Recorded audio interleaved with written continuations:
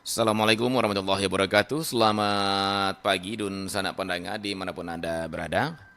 Terima kasih Anda tetap setia di Perempat RRI Padang melalui FM 92,4 MHz dan juga tentunya melalui live streaming Perempat RRI Padang pada pagi hari ini ya. Dan dun sana pendengar, Eh, alhamdulillah pagi ini kita bisa bersama kembali dalam acara kearifan lokal Sumatera Barat. Maksud kami kearifan lokal Minangkabau yang tentunya sudah Anda tunggu-tunggu ya. Dan sudah padanya di libur mudah-mudahan ya suasana liburan Anda hari ini akan eh, menjadi lebih bermakna lagi ini ya dengan eh, hadirnya kearifan lokal Minangkabau ini. Dan Dun Sana Pandanga, pagi ini kami akan bersama tuangku ya akan mencoba melanjutkan perbincangan kita di kearifan lokal Minangkabau ini tentunya dengan topik yang lebih menarik lagi yaitu kearifan struktur masyarakat eh, dalam sistem religi Minangkabau ya. Nah, kearifan struktur masyarakat dalam sistem religi Minangkabau. Dan alhamdulillah, Mak Tuangku ya sudah bisa tersambung di link Zoom kami pagi ini ya karena beliau lagi berada di luar daerah tidak bisa hadir ke studio namun tetap dengan semangatnya ya bersama kita di pagi ini ya. Baik, kalau begitu saya sapa dulu Mbak Tuangku yang sudah hadir di sambungan Zoom Perempatan di Padang. Assalamualaikum warahmatullahi wabarakatuh, Mak. Waalaikumsalam warahmatullahi wabarakatuh. Iya, Selamat pagi Bung Adit, selamat pagi dan sanak pendengar di Perempat dimanapun berada. iya, alhamdulillah sehat, Mak ya. Alhamdulillah. Iya, baik, Mak. Baik, Mak, pagi ini seperti yang saya antarkan tadi, ya kita akan melanjutkan kearifan lokal Minangkabau ini tentunya dengan topik yang juga lanjutan dari pembicaraan kita sebelumnya yang masih berkisar di kearifan dalam sistem religi Minangkabau gitu ya. Tapi kalau pagi ini kita lebih mengkerucut ke kearifan struktur masyarakat dalam sistem religi Minangkabau. Baik. Baik, Matangku, sebelum kita lanjutkan perbincangan ini, seperti biasa ada baiknya kita coba jemput sedikit melalui review, Mak, apa yang sudah kita bicarakan di minggu sebelumnya, terutama di kearifan dalam sistem religi Minangkabau ini. Silakan, Mak Tangku. Terima kasih Bung Adit dan sanak pendengar di Perempat dimanapun berada dalam program kearifan lokal Minangkabau. Eh, Minggu lalu dan 2 minggu sebelumnya kita sudah bahas bahwa untuk melihat sebuah kebudayaan itu kita bisa menggunakan teori antropologi. Ada 7 unsur kebudayaan yang sering dibahas sebagai wujud dari kebudayaan. Ada sistem religi atau sistem keagamaan, eh, ada sistem organisasi kemasyarakatan, ada sistem ilmu pengetahuan, ada sistem bahasa, dan bahasa sudah kita bahas di awal pertemuan dulu. Kemudian ada sistem kesenian, ada sistem mata pencaharian, dan ada sistem teknologi. Nah, 7 unsur kebudayaan itulah yang kita coba bahas secara berkelanjutan. Minggu lalu sudah kita bahas tentang sistem religi Minangkabau, dan kita sudah memasuki aspek atau wujud dari sistem religi itu. Yang pertama ada namanya sistem keyakinan, bagaimana Islam kemudian menjadi sistem keyakinan yang paling diterima oleh masyarakat Minangkabau. Nah, hari ini kita masuk kepada bagian kedua dari sistem religi itu, bagaimana sistem religi Minangkabau itu membentuk struktur masyarakat. Nah, dalam masyarakat Minangkabau terbentuklah barisan yang mengurus sistem religi ini, termasuk upacara-upacara keagamaannya. Kalau upacara-upacara adat itu disusun dalam kepemimpinan masyarakat adat, ada urang ampek jinih namanya. Urang ampek jinih itu adalah pengulu manti malin dubalang, itu dalam sistem kepemimpinan adat. Kemudian dalam masyarakat Minangkabau terbentuk urang jinih nanampe sebagai struktur masyarakat yang mengelola kegiatan religi, kegiatan keagamaan. Nah, inilah yang akan kita bahas hari ini, struktur kemasyarakatan yang terbentuk karena sistem religi yang dianut oleh masyarakat adat. Nah, dun sanak pandanga di Minangkabau orang ampek jinih dan orang jinih dan ampek adalah dua kelompok kepemimpinan yang saling sokong menyokong atau saling menyangga satu sama lain. Istilahnya cancang nandu sagaragai.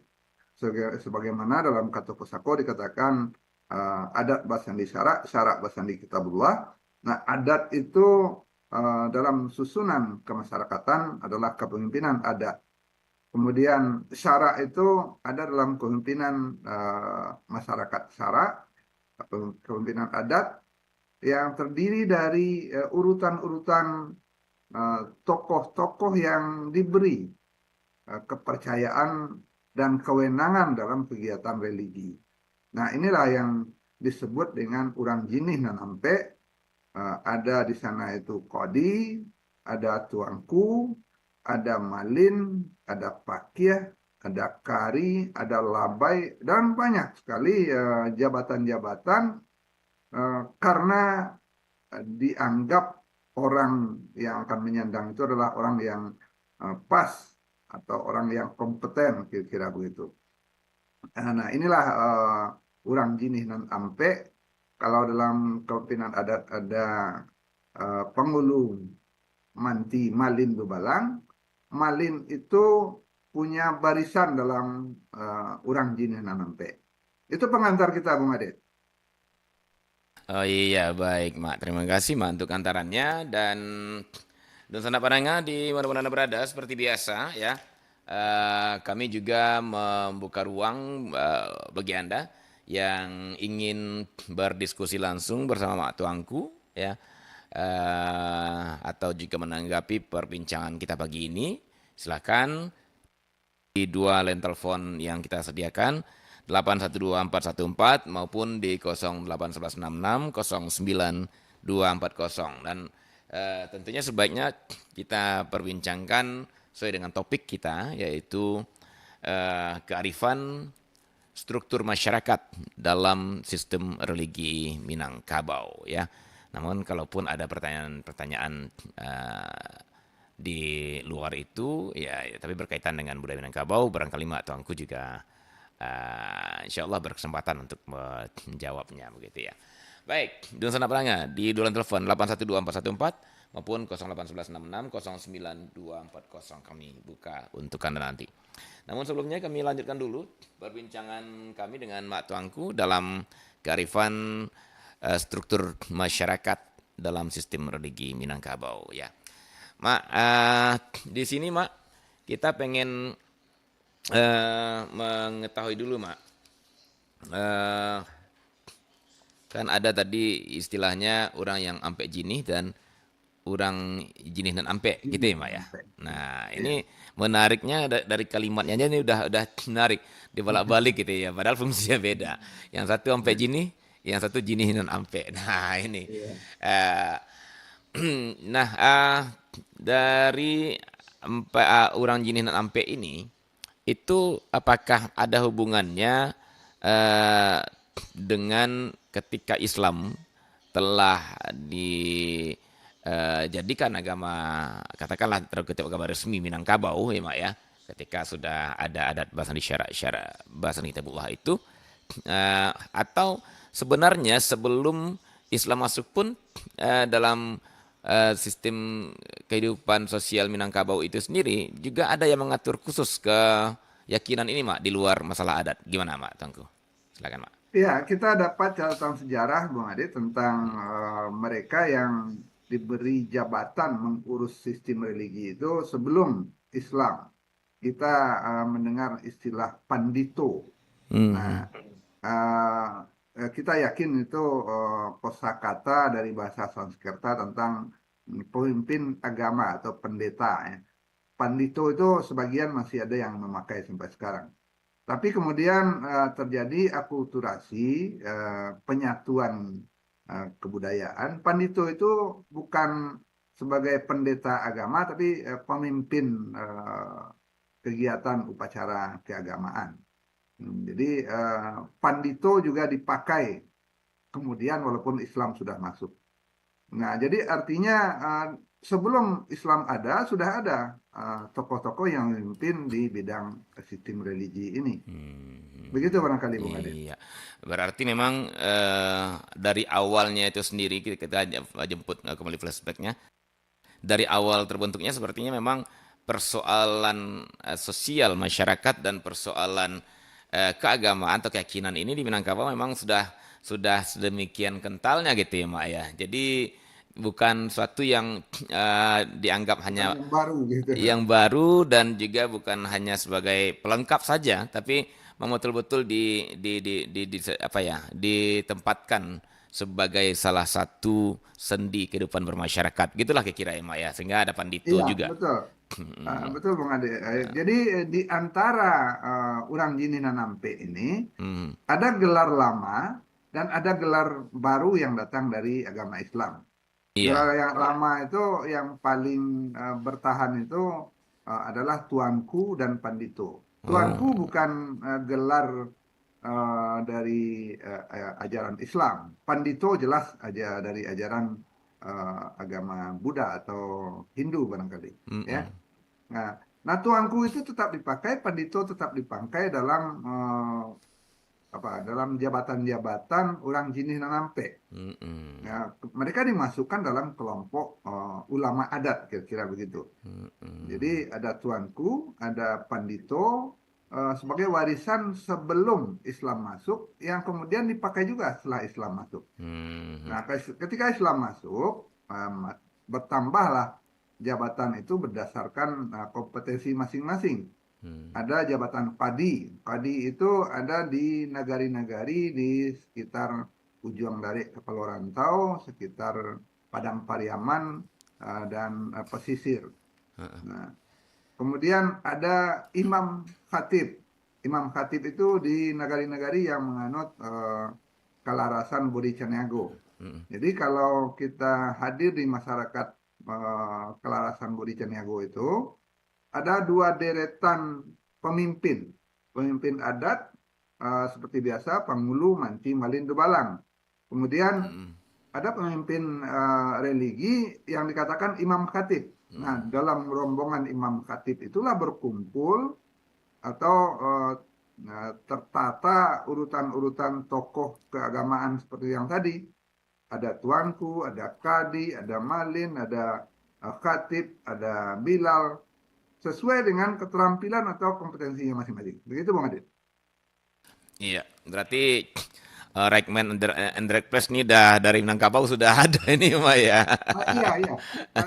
Ini luar biasa Iya. ketika akan memberi gelar orang jinena nampe kepada seseorang, Hmm. itu dilihat kompetensinya apa. Iya, iya, iya. Oh, orang ini ternyata anak ya, anak yang dididik di surau itu ternyata dia punya kemampuan azan.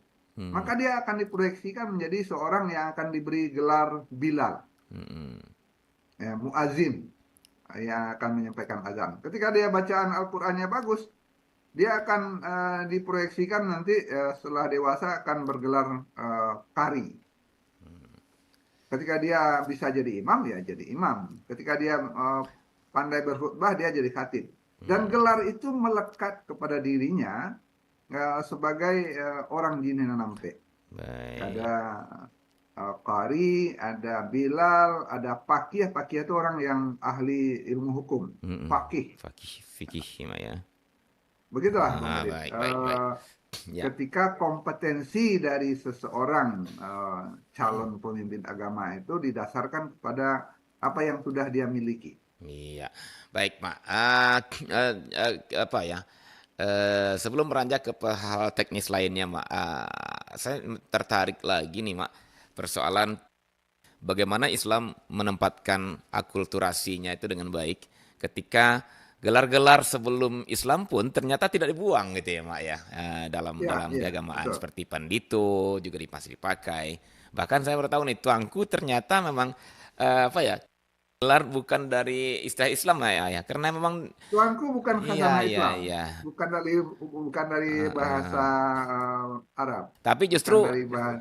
justru hari ini itu gelar tuangku itu dan penghormatan kepadanya posisinya di negara itu luar biasa ya, apalagi ya di daerah-daerah seperti katakanlah daerah-daerah Pariaman umpamanya gitu ya, Mak, ya, Agam gitu ya. Jadi tuangku itu luar biasa gitu ya. Padahal itu bukan gelar dari istilah Islam, Mak, ya. Iya, tuanku itu dari bahasa Sanskerta yang sudah menjadi bahasa Ah, Melayu. iya, iya, iya. Eh, dan ini nampaknya ada relasi dengan hubungan Minangkabau dengan Aceh, Hmm, Tengku, Tengku ya. Seuku di Oh Aceh. gitu Ya, ya, ya, ya, ya. jadi tuanku itu kemudian dipakai oleh dua barisan kepemimpinan tadi. Orang Ampek Jinih ada tuankunya, orang Jinih dan Ampek juga ada tuankunya. Iya, Nah, iya, iya. eh, tuanku dalam urutan eh, Pangulung Manti Marindu Balang itu diletakkan sebagai penasehat. Hmm, Kalau dia sudah tua, dia dipanggil angku. hmm, Nah, ketika dia berada dalam barisan Malin atau barisan orang Jini Nanampe, hmm. dia dianggap sebagai wakil atau personifikasi dari Malin dalam urutan orang Jini Nanampe tadi. Artinya tuangku ini memang hasil akulturasi Islam dengan warisan sebelumnya. Iya, iya, iya. Bahkan kemudian diterima sebagai kepemimpinan orang Dini Nampe masuk dalam barisan dalam tanda petik ulama dalam barisan adat. Begitu Bung Adit. Menarik sekali, Ma, ya. Jadi eh, ketika imam itu memang kompetensinya dalam sholat gitu ya, Ma, ya. Betul, Kemudian kalau bila kompetensinya untuk azan gitu ya. Kemudian pakih kompetensinya untuk hal-hal fikih gitu ya, Mak, ya. Nah, sementara betul. tuangku itu ulama yang juga seorang adat gitu ya, memang artinya yang paham dengan adat gitu ya, Mak, ya. Jadi perpaduan sepertinya Ya, ya. Tuangku itu memang dia berada pada dua sisi itu. berada Nah, iya. kita bisa melihatnya dalam kegiatan masyarakat adat, Bung Adit. Ketika di masyarakat yang Lareh Kotopiliang, Mm-mm. itu yang memimpin setiap upacara itu dua orang. Hmm. Yang pertama dia penghulu, yang kedua dia tuangku. Iya, iya, iya. Jadi ketika penghulu sudah duduk, maka di sebelahnya harus ada seorang tuanku yang mendampingi dia. Baik. Biasanya untuk menyampaikan hasil musyawarah atau meminta kesepakatan atau untuk memimpin doa. Itu tugas dalam masyarakat adat di Kelarasan Koto Piliang. Nah, tuangku itu duduk berdampingan dengan penghulu pucuk biasanya. Kalau dalam perhelatan di rumah Gadang, dia duduk di Kepulauan Jamba. Dia di Hmm. tengah-tengah. Nah, yang sebelah halaman sebelah ke halaman itu penghulu pucuk dari Mama Mama kaum. Kalau yang di sebelah kiri ya di sebelah yang belakang bilik itu penghulu pucuk dalam barisan Sumando. Nah, di tengah-tengahnya tuanku. Karena dia akan biasanya dia akan meminta kesepakatan para yang hadirin, kemudian memulai sebuah kegiatan apakah akan makan. Mm-mm. Kalau ada kepala kambing, dia yang pertama harus membuka kepala kambing itu untuk disantap. Eh, Memulai sesuatu kegiatan adat. Begitu posisinya Iya, dalam iya, iya. kelarasan Kutub Iliang. Nah, kalau Baik. dalam kelarasan Bodi Caniago, posisi itu digantikan oleh Imam Khatib. Hmm. Nah, Imam Khatib itu seluruh jajaran Mulanjidin Nampe, apapun gelarnya, tapi dia yang paling senior. Bisa Mm-mm. gelarnya seorang kadi, bisa seorang kari, seorang khatib, atau seorang imam. Dia yang duduk di Kepulauan Jamba dengan seorang pemimpin uh, penghulu yang tertua. Karena di kelarasan Kutub Budi Cenego itu kan tidak ada yang tertinggi, tidak ada yang pucuk, semua duduk sehamparan, tagak sama tinggi, duduk sama rendah. Kalau di Kutub Piliang harus penghulu pucuk yang duduk di Kepulauan Jamba. Begitu Hmm. posisi seorang pemimpin religi dalam kegiatan masyarakat adat Minangkabau, Bung Adit. Baik, luar biasa. Baik, Mak. Tadi saya dengar ada yang mau bergabung. Ya, silakan Dun Sanak Pananga kalau ada yang ingin bergabung. Kita buka. Iya, 812 414. Coba kita buka. Halo, Assalamualaikum. Assalamualaikum, Mutia, Ya, jawab Pak Sultan. Pak Sultan ya. Pak Sultan Pamenan ya. Ayo, Assalamualaikum, Mak Tuanku. Ya. Waalaikumsalam warahmatullahi wabarakatuh. Oh, bertanya, Cik Mak Tuanku. Iya, Iya. iya. Jadilah kau berkata-kata orang menurut adat ya. Kau Hmm, malu bertanya sasik di jalan. betul. Kurang beralah hanya serantau. Jadi nang Iya, kamu tanyakan kini itu masalah adat tentang Datuk Perpatian Nang Sabatang jo angku Datuk Ketuangguangan.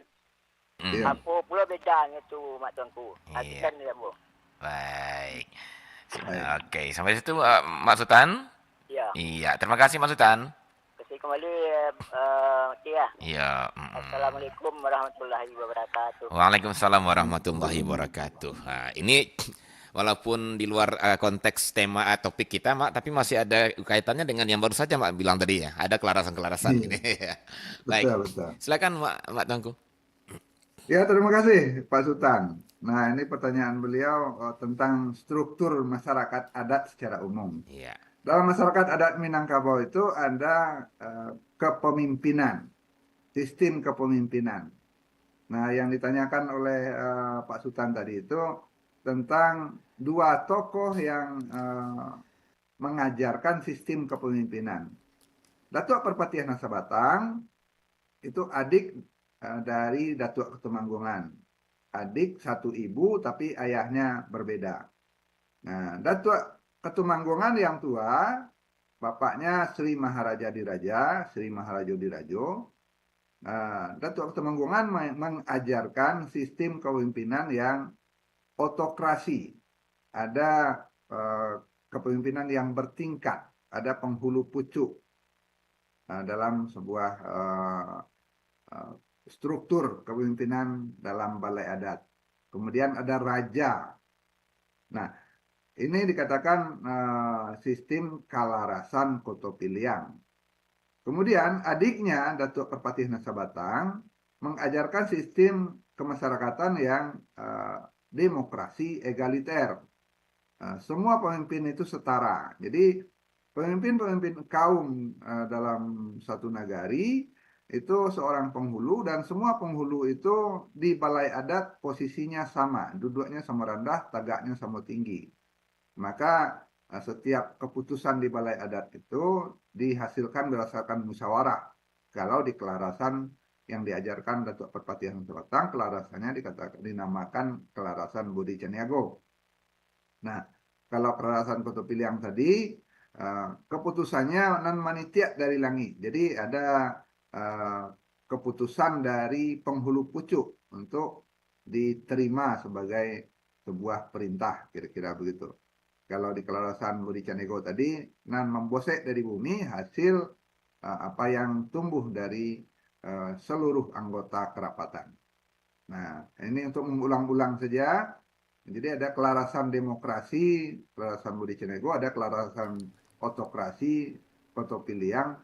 Tapi di nagari-nagari, bahkan di kaum sendiri, keduanya itu dipakai. Sudah kita bahas dalam pertemuan yang terdahulu. Keduanya terpakai, jadi otokrasinya ada, demokrasinya juga berjalan. Begitu Bung Adit. Iya, baik Mak Tuanku. Terima kasih Mak Tuanku. Dan Pak Sultan Pamenan, itu dia jawaban untuk pertanyaan Pak Sultan.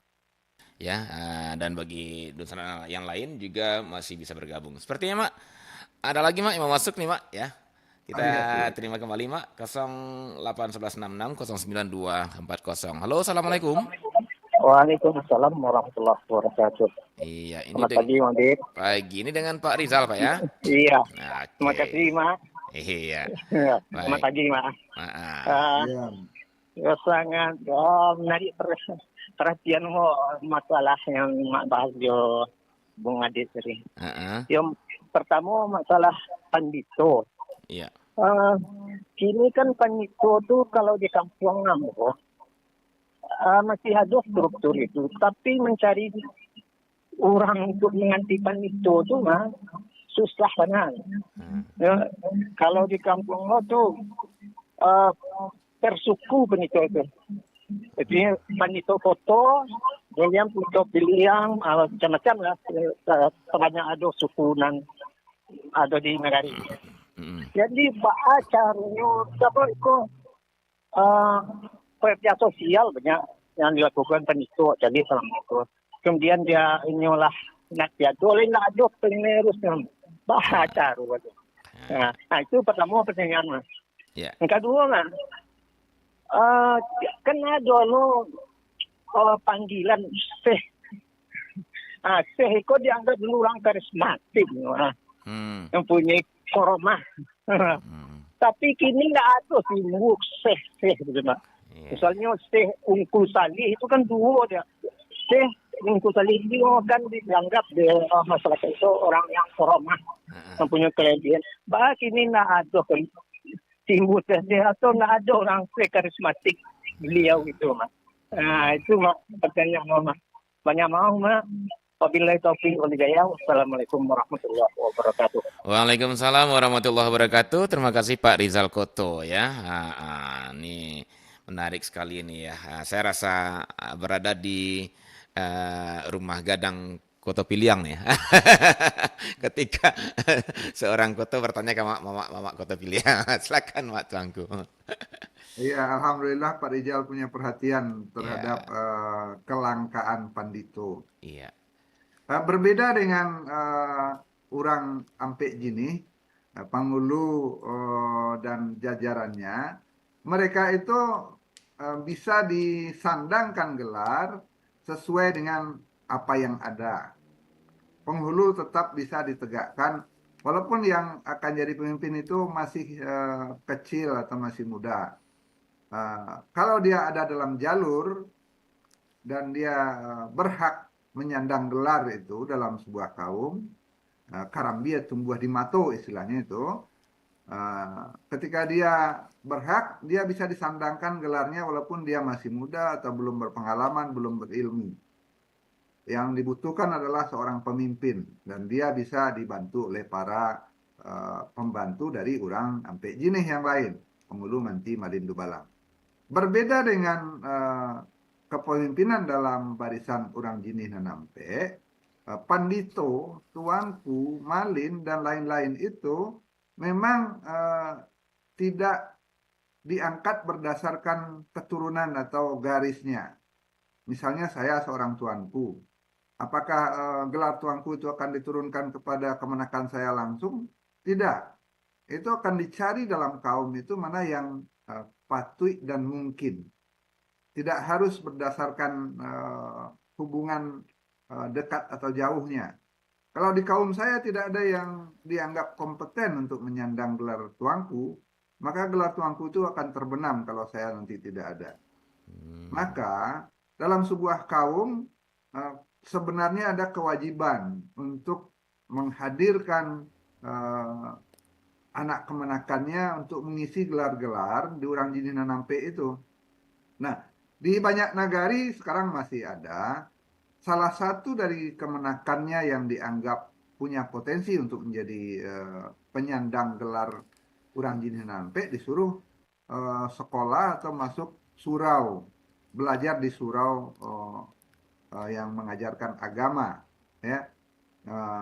Inilah yang pernah kita bahas ketika saya nyatakan masyarakat Minangkabau itu Islam itu dijemput. Kaum merasa penting untuk memiliki seorang anggotanya yang menguasai ilmu agama, maka dia dikirim untuk belajar di surau atau di pesantren atau di sebuah perguruan Islam. Nah, ketika dia sudah tamat dalam pelajarannya, dia pulang, dia akan diberi gelar tuanku atau diberi gelar pandito. Itu yang dipertanyakan oleh Kemanakan Rijal tadi. Nah, yang menurun sekarang adalah ketika di kaum itu anak seperintah bapaknya saja. Harusnya kemenakan, anak dan kemenakan itu seperintah bapak dan mama. Ada anak kemenakan yang berpotensi menjadi seorang yang ahli agama, itu dikirim untuk belajar agama. Harusnya begitu. Itu yang disepakati di awal agar ada di antara anak kemenakan itu yang bisa menyandang gelar pandito tadi, tuanku atau gelar orang jinih nanampe. Nah, nampaknya Kemenakan Rijal tadi melihat itu sudah menurun sekarang. Mudah-mudahan tidak semuanya menurun. Ada juga nagari, ada juga kaum yang masih menginginkan anak kemenakannya melanjutkan pelajaran agama.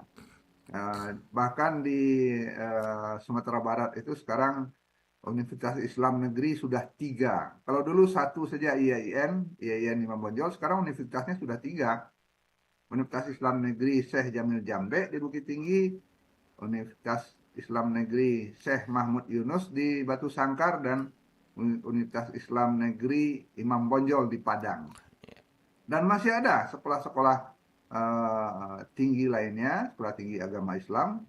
Dan yang tidak kalah dari itu, bahwa madrasah dan pesantren bertumbuhan di mana-mana yang bercirikan agama Islam. Artinya apa? Secara keseluruhan pelajaran agama masih berkembang di Minangkabau, tapi tidak lagi tumbuh dari kaum yang mengirim anak kemenakannya untuk menjadi seorang ahli agama. Nah, ini yang dirisaukan oleh Bung Rijal. Itu yang pertama. Yang kedua tentang syekh atau tuanku yang bergelar pemimpin sebuah madrasah atau pesantren, itu adalah orang yang besar karena dia mendirikan tempat pembelajaran agama atau sebuah surau, sebuah pesantren. Yang kita kenal Syekh Muhammad Jamil Jambe, Syekh Ibrahim Musa Parabe, atau Syekh Jamil Jaho, Syekh Sulaiman Ar-Rasuli yang di Canduang. Ya, itu adalah para ulama yang mendirikan pendidikan agama berbentuk pesantren atau surau dulu namanya. Surau Nyak Jambe, surau Nyak Parabe, surau Nyak Jaho, surau Nyak Canduang. Nah, gelar itu tumbuh saja di tengah masyarakat sebagai ulama yang mandiri, bukan terikat dengan sebuah kaum, tapi dia tumbuh di tengah masyarakat karena mendirikan perguruan agama. Nah, sayang gelar syekh itu sekarang agak menyusut dan hanya dipakai di kalangan surau-surau tarikat khususnya. Masih ada pewarisan syekh itu. Syekh mursyid itu adalah guru besar dalam sebuah surau tarekat.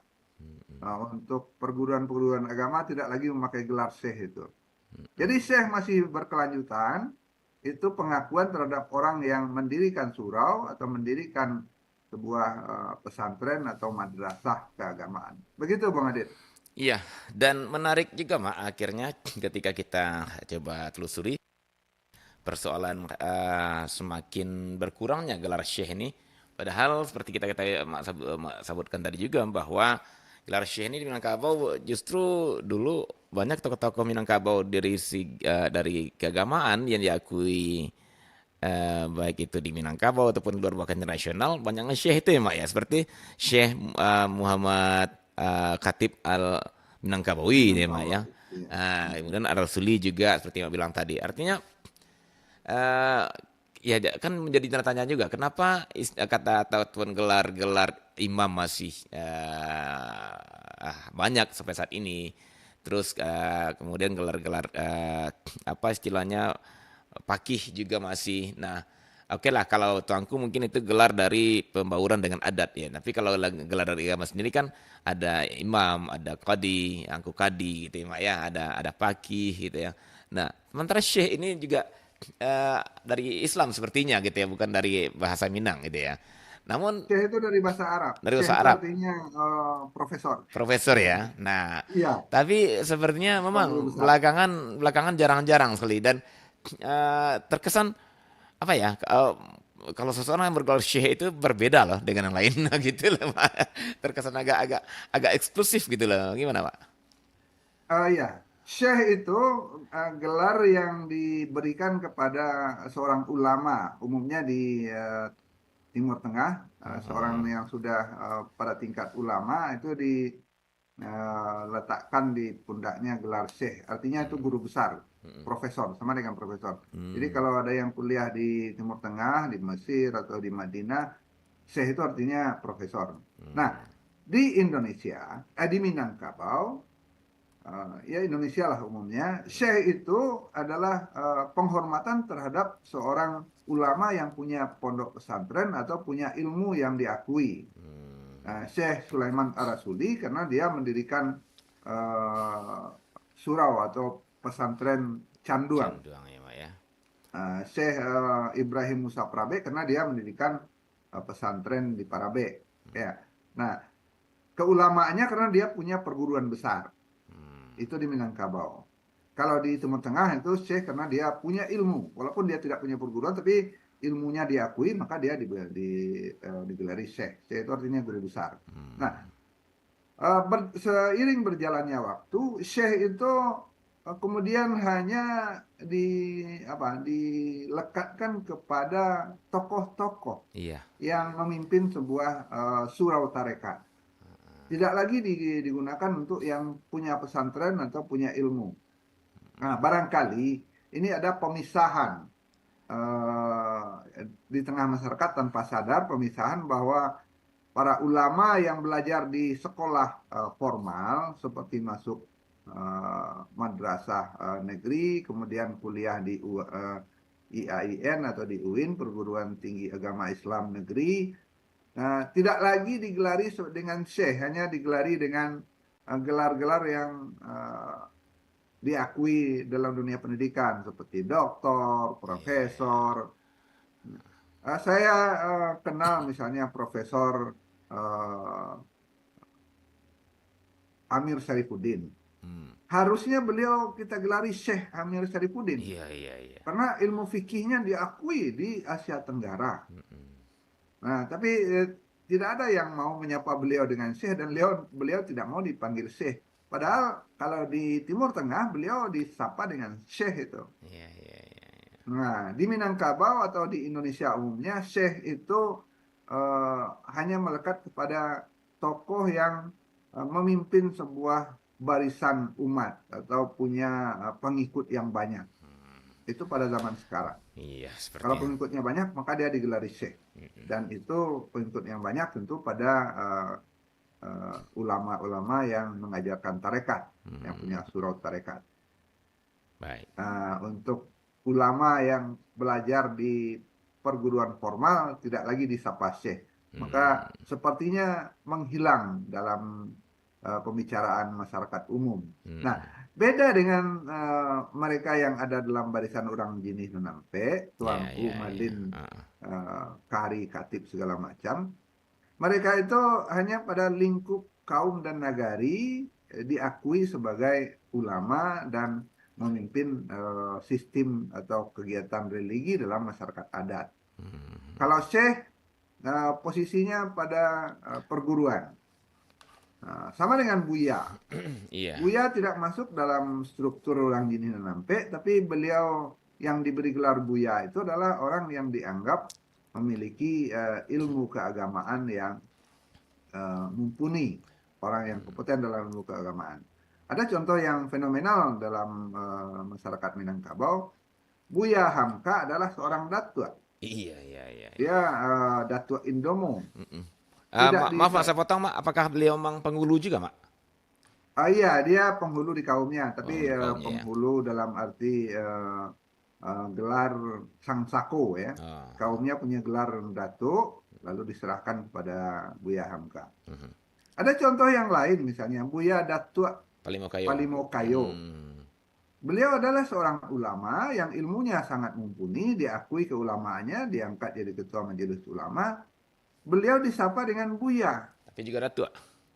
Buya Datuk, Buya Iya. Datuk Palimokayo. Heeh. Nah, jadi dia ada dalam posisi sebagai penghulu, tapi keulamaannya diakui dengan buyanya. Hmm. Dia tidak diberi gelar orang jinih nanampe, tidak diberi gelar tuanku atau diberi gelar syekh sebagai orang yang punya pengikut, tidak diberi gelar malin karena ilmunya, tapi dipanggil buya. Nah, ini perkembangan dalam masyarakat adat Minangkabau yang memang memberi spesialisasi kepada orang-orang tertentu.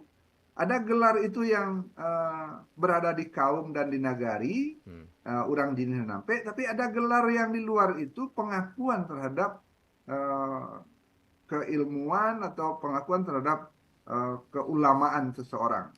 Maka lahirlah gelar Buya dan Syekh yang di luar jalur orang Jinih Nampe. Beliau dihormati sebagai ulama dan sering beliau-beliau itu juga menyandang gelar adat. Buya Datuk Tan Palimokayo, bahkan ketua Majelis Ulama Sumatera Barat sekarang itu seorang datuk juga.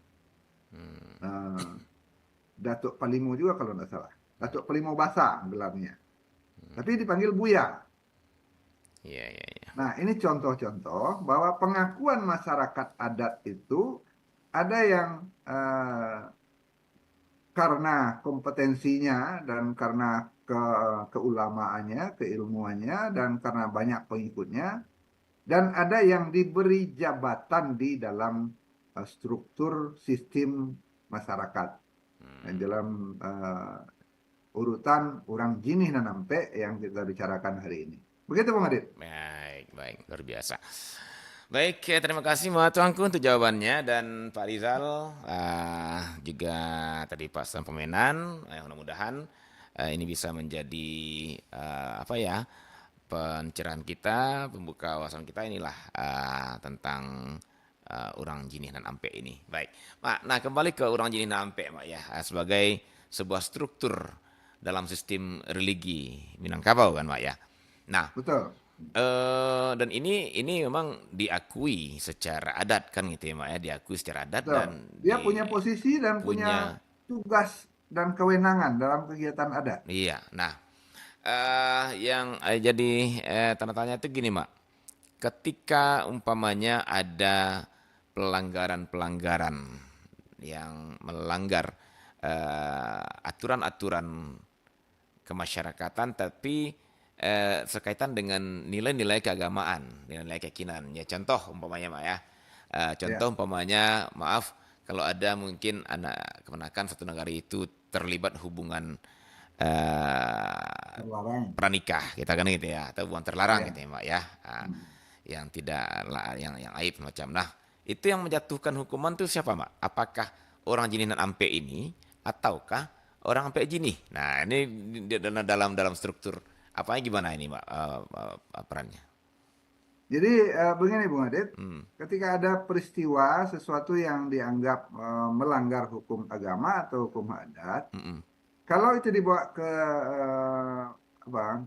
balai adat, biasanya itu akan diselesaikan berdasarkan perintah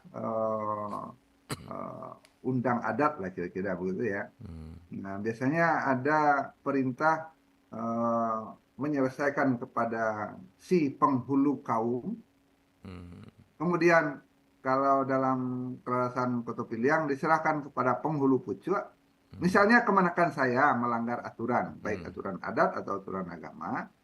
Itu yang disuruh menyelesaikan pertama di balai adat bukan persidangan di balai adat, tapi diperintahkan kepada penghulu di kaum saya menyelesaikan itu. Penghulu di kaum saya itu Datuk Mangkudun.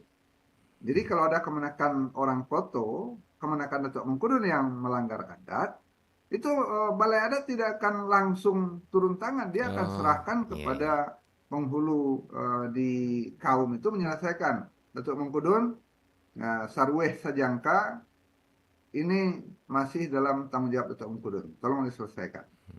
Kalau Datuk Mengkudun sudah merasa tidak mampu menyelesaikannya dengan Tuanku Mengkudun sebagai dua pimpinan adat dan salak di kaum, baru diserahkan oleh dua orang ini ke balai adat untuk disidangkan. Jadi dalam masyarakat adat itu ada otonomi kaum untuk menyelesaikan masalah, itu yang pertama. Nah, ketika sudah sampai di balai adat, apalagi kalau itu menyangkut kesalahan yang dilakukan oleh perangkat adat, balai adat akan bersidang. Nah, dalam sidang balai adat itu, masing-masing nagari punya sistemnya, adat selingkah nagari. Misalnya ada sebuah nagari yang punya jabatan untuk menyidangkan itu digelari Datuk Bagindo. Bagindo itu adalah gelar yang diwarisi dari sebelum Islam juga. Bagindo itu artinya orang yang dirajakan untuk memutuskan hal hukum. Nah, kalau di negari yang sudah menyerahkan kepada orang Jini Nampe, diserahkan kepada padi. Padi itu hakim. Jadi ada hakim di balai adat, itu berdasarkan struktur masing-masing nagari. Ada kadi, ada bagindo, ada datuk bagindo juga. Itu yang akan memutuskan dengan persidangan. Jadi ada yang menuntut, ada yang mengajukan, ada saksi, ada yang membela juga seperti pengadilan sungguhan. Dengan catatan ketika datuk kaumnya atau penghulu kaumnya sudah menyerahkan ke balai adat. Gitu ya, Mak. Ya, baik. Dan saya masih menyaksikan itu sampai tahun 1990. Beberapa nagari masih melakukan itu. Kalau nggak salah, barangkali hari ini apa istilahnya ya, restoratif justice kalau nggak salah ya, Mbak ya. Restoratif justice. Mencoba mengembalikan pengadilan itu kepada sebelum masuk ke pengadilan formal ya di pengadilan apa dulu, adat dulu gitu ya, Mbak ya. Nah, pengadilan adat itu saya masih menemukan sampai tahun 1990. Nah, tapi sesudah itu sampai sekarang saya sudah jarang sekali ada terdengar sayup-sayup. Jarang sekali ada pengadilan di balai adat itu. Karena balai adat juga sudah banyak yang tidak berfungsi maksimal. Mungkin ada, cuma tidak tersampaikan dan tidak terberitakan. Atau ada istilah adatnya begini, Bu Adit. Malu itu tidak akan diumbar. Memicik kuliriak dalam lubang, istilahnya begitu. Kuliriak itu jengkrik. Jadi jengkrik itu kalau dia mau teriak juga dalam lubangnya sajalah, jangan sampai terdengar ke masyarakat. Jadi kalau ada aib yang terjadi di sebuah kaum, selesaikan di dalam kaum dan tidak akan tersebar di nagari. Kalau ada aib atau sebuah masalah yang terjadi di dalam nagari, diselesaikan di nagari dan tidak akan jadi berita kemana-mana. Nah, itu adalah perintah Satu Pusako kepada masyarakat adat, agar apapun masalah itu diselesaikan dilokalisir dan diselesaikan pada wilayah yang lebih kecil. Restoratif justice itu sudah ada. Nah, itu barangkali sehingga tidak terberitakan. Begitu, Bang Adit. Baik, Mak. Dan kembali kita ke persoalan struktur masyarakat dalam sistem legi ini. Berarti orang Jini dan Ampe ini, yang mempunyai atau memegang tugas dan fungsi dalam sistem keagamaan ini, itu akan melakukan tugas-tugas keagamaan yang diserahkan berarti oleh orang Ampe Jini. Begitu kira-kira, Mak ya? Iya. Yang menyerahkan tugas itu adalah orang Ampe Jini. Karena nagari dipimpin penghulu atau rajo. Diserahkan kepada orang Jini dan Ampe. Misalnya ketika sebuah masjid sudah berdiri, maka itu masyarakat di kampung atau di nagari itu akan berunding siapa yang akan jadi tuang kuampe, itu kalau di Kota Piliang.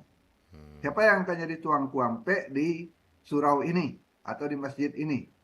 Jadi kalau Bung Adit sempat ke nagari-nagari Kota Piliang, silakan ditanya siapa tuang kuampe-nya di sini. Itu kata lain dari orang Jini Nampe gitu ya, Mak ya. Iya, orang Ampe Jini. Tuang kuampe itu yang akan memimpin apapun kegiatan di masjid itu, dia yang memutuskan. Sekarang kan sepertinya masjid itu lebih dikuasai oleh pengurus masjid. Sebenarnya di masyarakat ada tuang kuampe yang akan menyelesaikan itu. Tuang kuampe itu yang akan menyelenggarakan sholat jamaah, khutbah Jumat, azan, doa, segala macam ritual keagamaan itu tuang kuampe yang menjalankannya. Itu dalam masyarakat adat yang masih memegang kekuasaan terhadap masjid. Kalau masjid sekarang kan sudah tidak semua ada di masyarakat adat. Iya. Jadi Ada bisa yang dikatakan ya Mak ya, kalau orang Ampek Jini, orang Jinina Ampek itu bisa sebagai sebuah representasi dari adat bahasa di syarak bahasa Tebullah gitu ya Mak ya, bahwa persoalan adat dipegang oleh orang Ampek Jini dan persoalan kita syarak dipegang oleh orang Jinina Ampek. Apakah dan itu sama-sama setara keduanya? Apakah bisa dikatakan demikian Mak? Iya, ini kan kembali kepada undang tentang nagari ketika awal nagari didirikan itu. Nagari harus balai pemusaji. Nah, Iya. balai itu di bawah kekuasaan para penghulu. Masjid itu di bawah kekuasaan para malin, orang jinis nanampe. Iya. Nah, relasi mereka dihubungkan dengan relasi malin tadi. Malin itu sebenarnya seperintah adat, seperintah penghulu, karena dia adalah orang Ampek Jini. Tapi ketika dia ada di masjid, malin itulah yang menguasai masjid. Malin itu orang Jini dan Ampek, mulai dari qadi, tuanku, bilal, imam, khatib, semuanya itu kelompok malin. Iya. Mereka ada dalam kelompok orang Jini dan Ampek. Malin itu ketika dia ke balai adat, dia menjadi bawahan penghulu. Begitu Bung Ade. Iya. Dan ketika penghulu ke masjid, ya penghulu juga Dia tidak. menjadi rakyat. Iya. Menarik sekali. Sebegitu otonomnya pengaturan ini dari dulunya Pak ya. Betul, Luar betul. biasa. Nah, Jadi artinya ketika walaupun seperti kita bicarakan tadi, ketika dia penghulu itu, dia punya ilmu agama, dia pergi ke masjid, dia jadi buya. Iya, betul.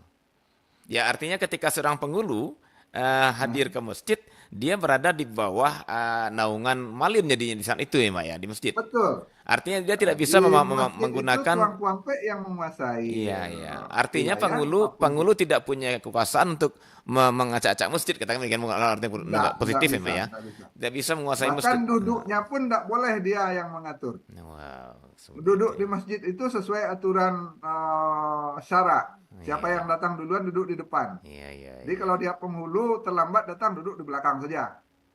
Oh, Kalau di sebegitunya masjid. ya. Beda dengan aturan masuk balai adat. Tidak semua orang bisa duduk di kepala jamba itu. Itu harus diatur dengan aturan adat. Walaupun dia datang terlambat, karena dia penghulu pucuk, dia tetap saja ke tempat yang tertinggi. Dan dari dulunya memang saling terjaga tuh penghormatan antara kedua jenis ini, Mak ya. Iya, di sanalah Cancang Duo Sagaragai itu dijalankan masing-masing dan tidak ada yang saling mencikarawai, tidak ada yang intervensi satu sama lain. Baik. Tidak pernah seorang penghulu yang bisa mengacak-acak masjid dan tidak bisa seorang malin mengacak-acak balai adat. Baik, luar biasa. Karena mereka berada pada dua tempat dengan kekuasaan masing-masing. Iya. Baik, Mak. Ini tidak terasa sudah 1 jam kita bicara, Mak. Namun terakhir ini, Mak, sedikit aja, Mak. Apakah ini kan kebetulan 4 juga nih, ya Jini dan Ampek kan 4 juga ya, Mak ya. Iya.